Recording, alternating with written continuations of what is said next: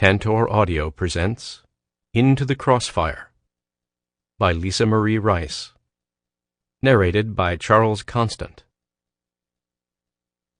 Chapter 1. San Diego, June 28. Well, well, look at that. Sam Reston leaned his shoulder against the wall of the hallway of his office building and simply drank in his fill.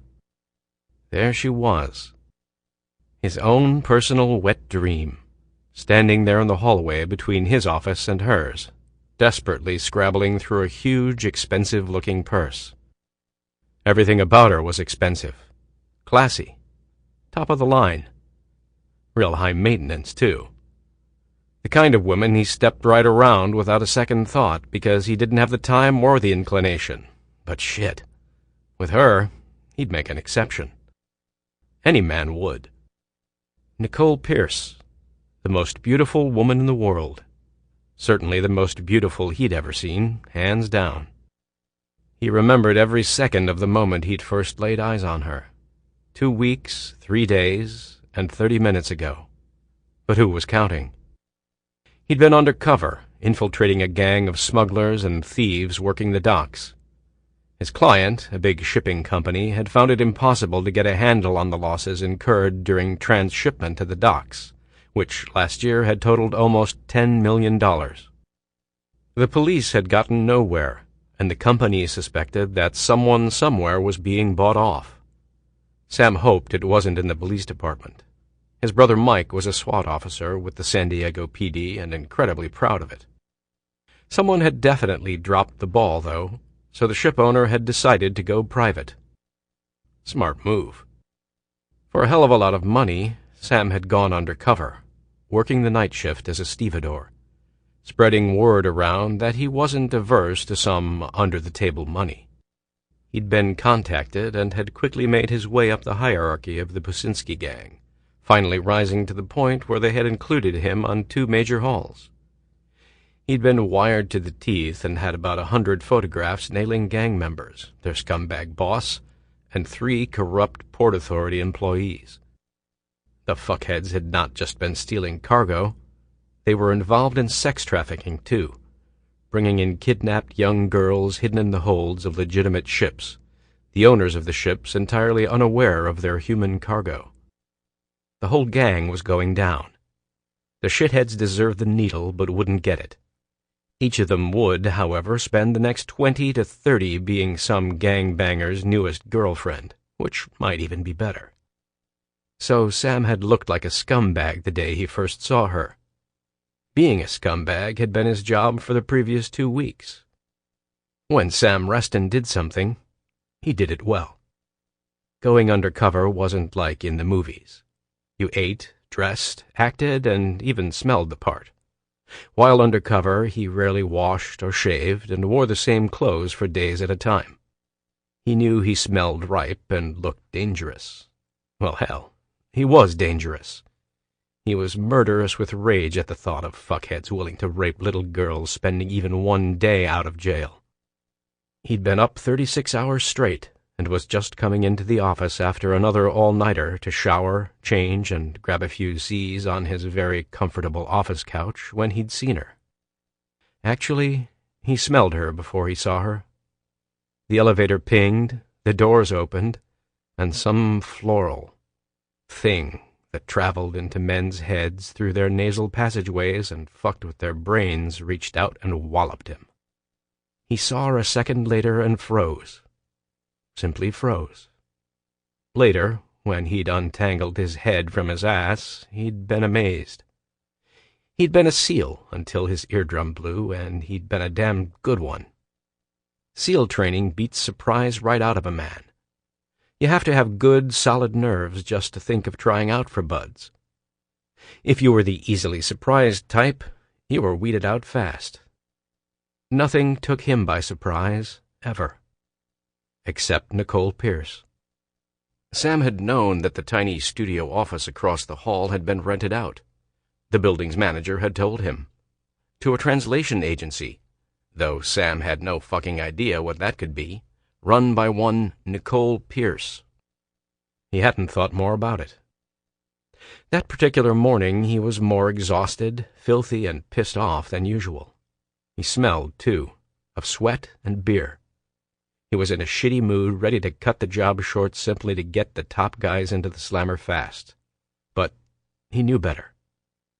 With the evidence he was getting, the entire operation would go down, and that was worth a few extra days or weeks living with slime. A second after that amazing womanly smell, chock full of pheromones, went straight to his dick, he saw her, and his entire body seized up. He was unable to move, unable to breathe, for a second or two. Midnight black, glossy, shoulder-length hair, enormous, up-tilted eyes, the exact color of the cobalt glass sculpture he'd turned down as too expensive for his office. Eyes with lashes so long and thick they could stir up a breeze. Slightly overlarge mouth with that Angelina Jolie dent in the bottom lip. Perfect, straight little nose. Creamy skin. Fuck me shoes. Incredible hourglass figure poured into a demure blue suit that exactly matched the color of her eyes and hugged curves guaranteed to make any male within 1 mile radius salivate. She sure had the two moving guys salivating as she directed them, carrying in a heavy teak desk and a tiny antique sofa. They were doing her bidding like two puppy dogs hoping for a bone. She turned to look at him directly, at the ping of the elevator. And Christ, all he could do was stare at the dazzler with the deep blue eyes. Eyes that watched him warily. Sam was exhausted, but a man would have to be dead not to have all his hormones wake up at the sight of the most beautiful woman on earth. And, hell, his hormones weren't the only thing to wake up. Instant boner, right there in the upscale hallway of the very expensive building he'd chosen as headquarters of his new company. Shit. Thank God he had on his tightest jeans, because she was already looking alarmed at the sight of him. Who could blame her? He'd put a lot of care into looking like a scumbag, walking like a scumbag, thinking like a scumbag, even smelling like one. And he was enraged down to the bone at the sex trafficking he'd discovered. That was something that was hard to switch off. A woman like this would have antennae way out there where men were concerned. She'd be able to read men like other women read fashion magazines. It was a fact of her life. She was stunning, with the kind of natural good looks that would carry her through from childhood to old age as a beauty. So she'd grown up with the background buzz of hot male attention, and she'd have learned to filter out the bad ones, the dangerous ones, pretty quick. He wasn't bad, but he was dangerous, and he carried that with him like a shroud. He'd had a brutal childhood and learned street fighting before he could read. By adulthood, he was really good with his fists, with a knife, hell, with a rock. Uncle Sam had taken what he was by nature, refined it, armed him up, and spent over $1 million turning him into a killing machine. He'd made his living as a soldier leading hard men, and now as a civilian he made his living being tougher than most. He'd come straight into the office after working the night shift on the docks, then sharing a beer with the man who'd recruited him for Businski, Kyle Connolly. Sam had nursed 1 beer to Connolly's 10, and laughed while the pussbag told him about the perks of the job. Extra money, all the drugs you could snort or shoot up, and sex. Sam had had to listen while Connolly bragged about handcuffing a 12-year-old Vietnamese girl to a steel post and raping her. Sam had even had to commiserate with the fucker, whining because he'd been sore afterward, after popping the girl's cherry. Listening to this, laughing, slapping him on the back in sympathy, had been one of the hardest things he'd ever had to do in his life. His hands had literally itched to draw out the garrote wire in his belt and rip the fucker's head right off. So he'd been fighting mad when the doors had opened, and, whoa, the world's most beautiful woman right there in front of him. He'd actually had to rub his eyes, sure that what was right before him had to be some kind of vision, maybe some kind of compensation for the horrible night. Her eyes had widened when she'd seen him. He knew what she was seeing. A very large, very strong, hugely pissed-off man, dressed like a bum and smelling like one, too. Well, he couldn't shave, wash, and change his clothes right then and there was nothing he could do to kill those deadly pissed-off vibes, so he'd merely walked down the corridor and entered his office. Her huge cobalt-blue eyes had followed him warily every step of the way. She'd actually stepped back as he approached, which pissed him off even more. God damn it, the last thing he'd ever do was hurt a woman. Though, in fairness, she couldn't possibly know that. Probably every cell in her single urban female body was screaming danger. He knew she was single because, though he saw she had some fancy rings on those pretty hands of hers, none of them were on her left-hand ring finger. She absolutely had to be single, because Sam couldn't even remotely imagine a man married or even engaged to a looker like that, who wouldn't put a rock the size of her head on her finger, to warn other men off her. And what husband or fiancé wouldn't be around to help his woman move into her new office? She couldn't know that his rage wasn't in any way directed at her, of course, but at the system. He wanted to nail the gang right now and send them all into the slammer 5 minutes later. Special treatment reserved for one Kyle Connolly, child rapist. But what you want and what you can have are very different things. No one knew that more than he did. So he'd had to stay undercover, sick at heart, wondering if some other little girls were being raped while he put together enough evidence to put the fuckers away. And to do that, he had to stay in Scumland for another couple of weeks. So every time Nicole Pearce saw him, he'd been tired and grim and dirty, inside and out. Dealing with the scum of the earth was filthy work. He knew that while he was on this mission, there was no room for anything else.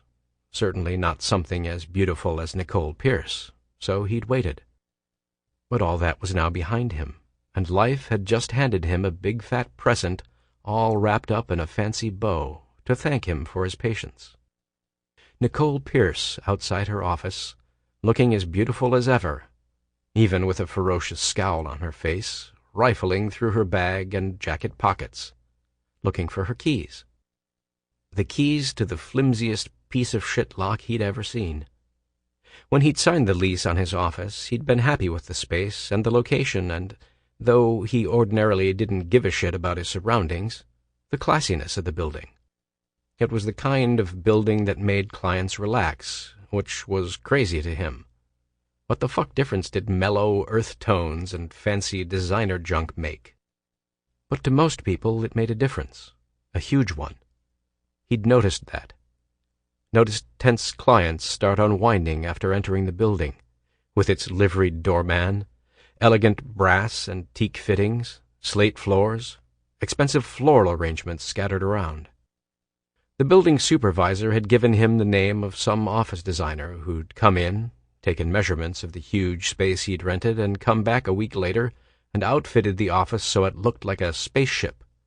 A designer spaceship, sleek and comfortable. It all cost a fortune, but it was worth it, to see his clients' faces as they walked in.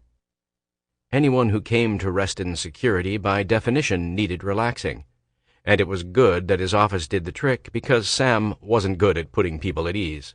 He had no charm and no small talk in him. When Sam came across a problem, he wanted it solved yesterday. He became an arrow shooting straight at a solution.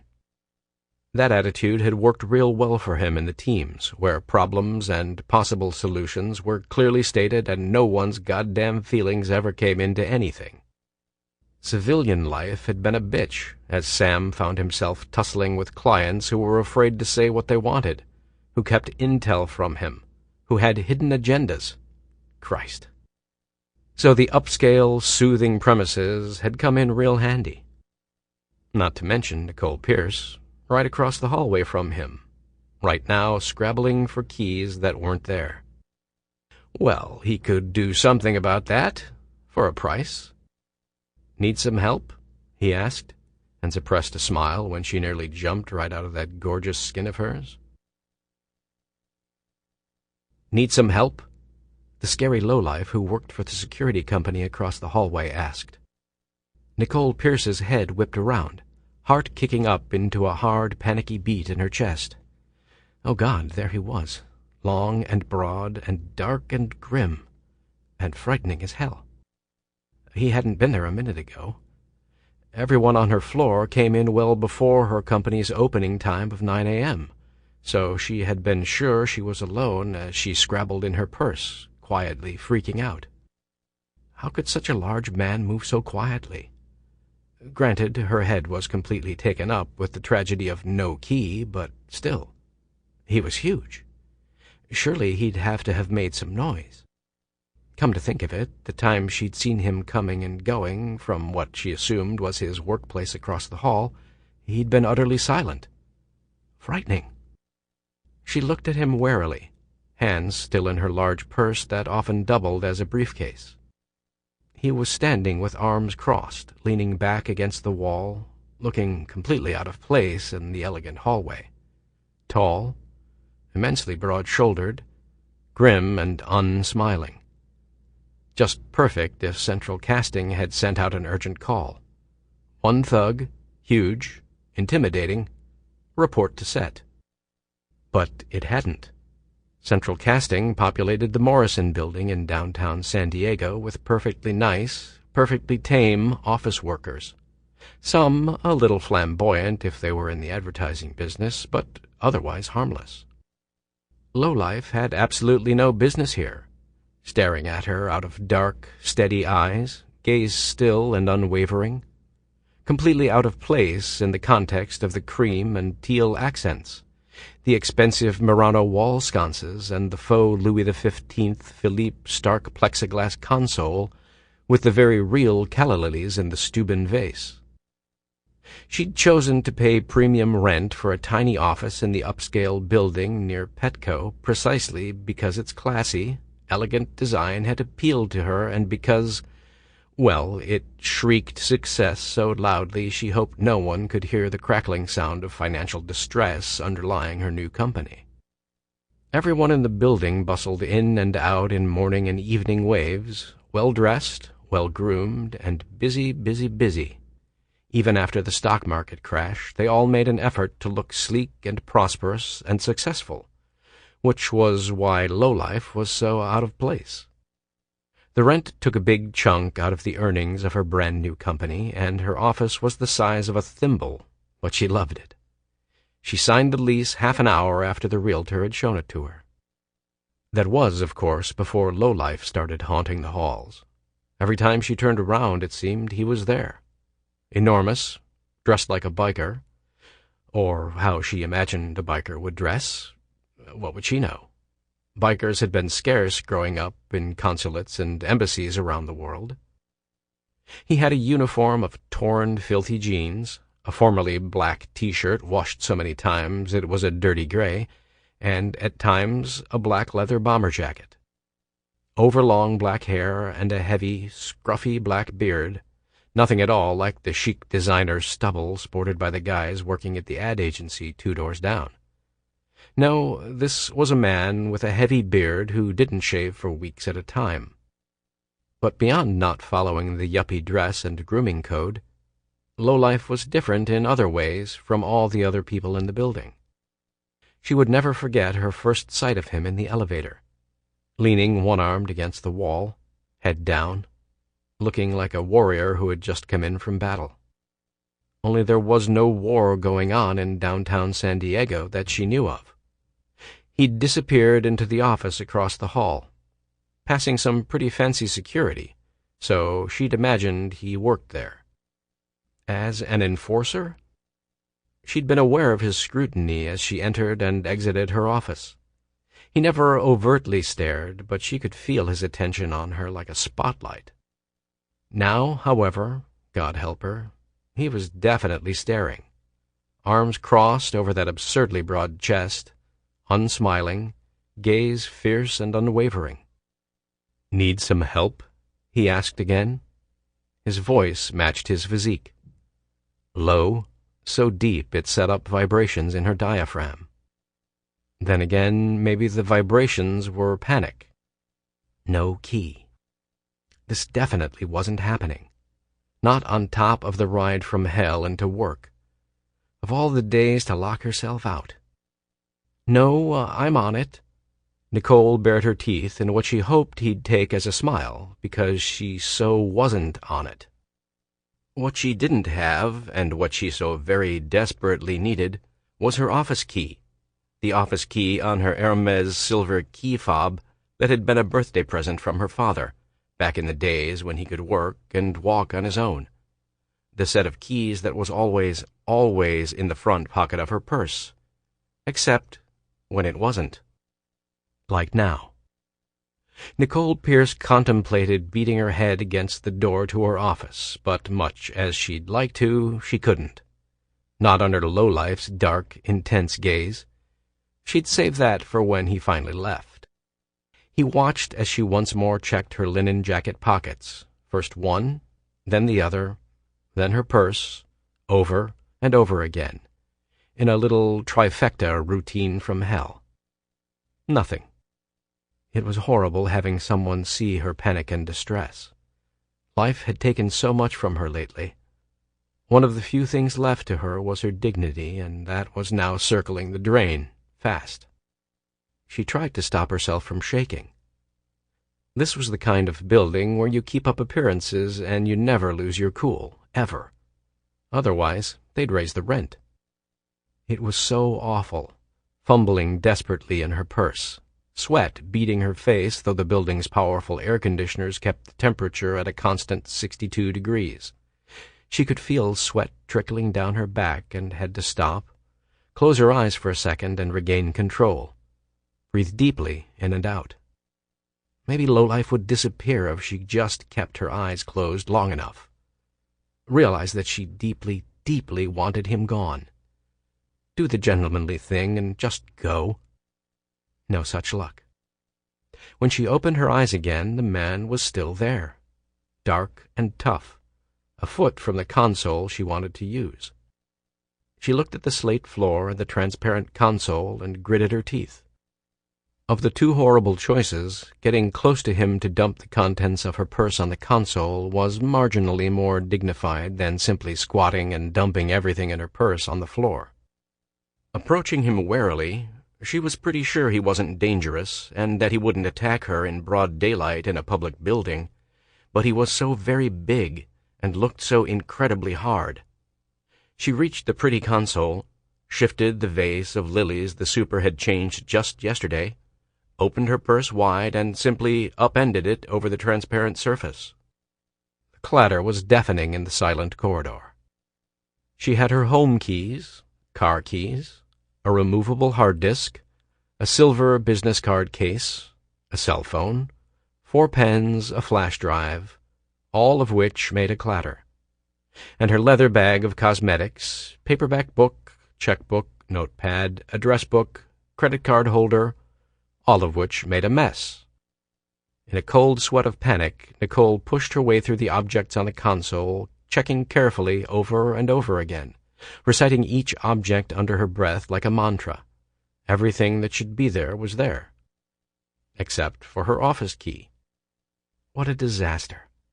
Construction on Robinson had forced her into a long detour, which was why she was opening the office at 9:15 instead of 9. At 9:30, she had a vital video conference with a very important potential client in New York and her 2 best Russian translators to negotiate a big job. A huge job. A job that could represent more than 20% of her income next year. A job she desperately needed. Her father's medical bills kept rising, with no end in sight. She'd just added a night nurse for weeknights, and it was $2,000 a month. A new round of radiotherapy might be necessary, Dr. Harrison had said last week. Another $10,000. It was all money she didn't have and had to earn, fast. If the conference call went well, she might be able to keep ahead of her money problems, for a while at least. There was absolutely no time to cross all of downtown to go back home and get the keys, not to mention the fact that she would upset her father, who was so ill. He'd be worried, be unsettled all day. sleep badly that night. She absolutely didn't want to upset him. Nicole Pearce had a limited number of days to his life, and Nicole was determined that they be as peaceful as possible. She simply couldn't go back home, and she simply couldn't afford to miss this meeting. Her translation business, Wordsmith, was too new to be able to risk passing up this client, manager of one of the largest hedge funds in New York, looking to invest in Siberian gas futures and the Russian bond market, and needing translations of the technical data sheets and market analyses. Sweat trickled down her back. She made a fist out of her trembling hand and beat it gently on the console, wanting to simply close her eyes in despair. This was not happening. "I can open the door for you." She jolted again at the words spoken in that incredibly low, deep voice. Heavens, she'd forgotten about lowlife in her misery. His dark eyes were watching her carefully. "But it'll cost you." This was not a good economic moment for her, but right now she'd be willing to pay anything to get into her office. Snatching up her checkbook from the clear surface of the console, she turned to him. He watched her with no expression on his face at all. She had no reason to think he was a decent sort of guy, but she could hope he wouldn't use her obvious desperation to make a killing. "Please," she prayed to the goddess of desperate women. "Okay, name your price," she said, flipping back the cover, womanfully refraining from wincing when she saw the balance. God, please let him not ask the earth, because her checking account would go straight into the red. She steadied her hand.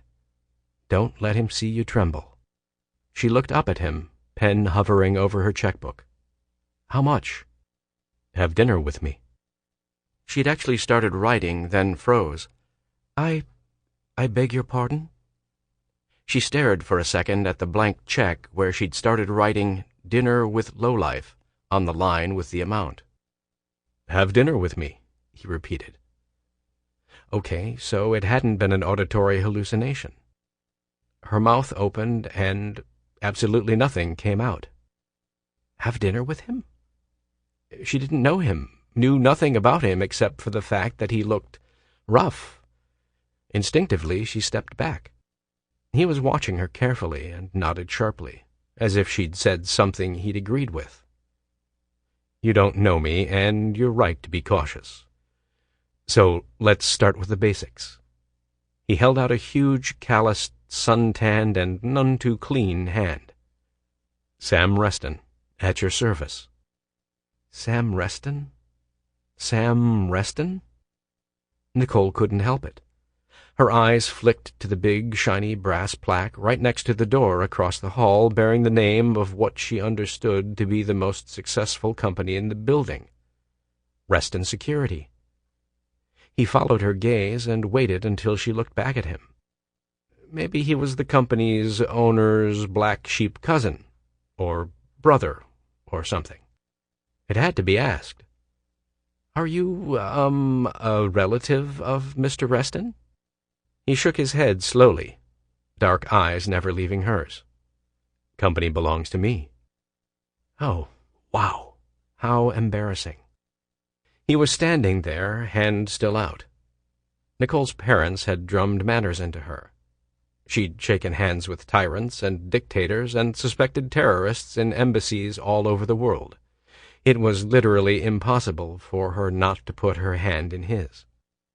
She did it gingerly, and his hand just swallowed hers up. The skin of his palm was very warm, calloused and tough. For a moment she was frightened that he might be one of those men who had to prove his manliness by the strength of his handshake. This man's hand could crush hers without difficulty, and she made her living at the keyboard. To her everlasting relief, he merely squeezed gently for 3 seconds, then released her hand. Nice to meet you," she stammered, because, really, what else could she say? And she so desperately needed to get into her office. Now. "My name is Nicole Pearce." "Yes, I know, Miss Pearce." He bent his head formally. His eyes were very dark and, she now realized, very intelligent. So, as to my... Sample complete. Ready to continue?